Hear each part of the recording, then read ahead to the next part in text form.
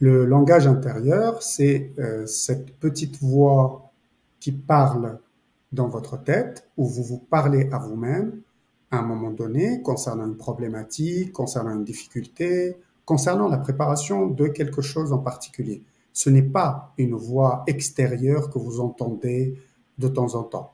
C'est une voix personnelle, on se parle à soi-même pour préparer quelque chose. Ce langage intérieur peut être de différentes natures. Il peut être à la fois positif et motivationnel, c'est-à-dire qu'on l'utilise à la fois pour se motiver pour faire quelque chose, je vais y arriver, je peux le faire, je suis capable de le faire, mais il peut également être négatif et évaluatif, c'est-à-dire que vous allez évaluer votre capacité toute seule dans votre tête et cela va être négatif. Quand il est négatif, c'est là le problème, lorsque le langage intérieur est négatif, dans ce cas, ce langage intérieur active dans le cerveau des régions cérébrales.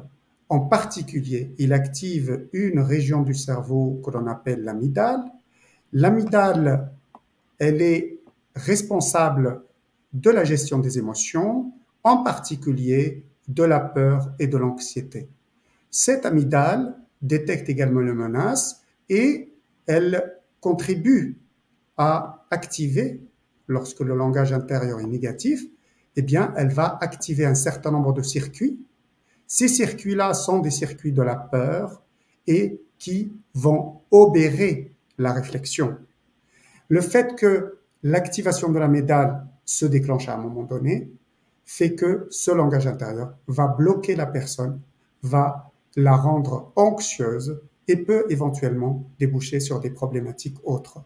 C'est pour cela que la maîtrise de son propre langage intérieur est une question essentielle en santé mentale.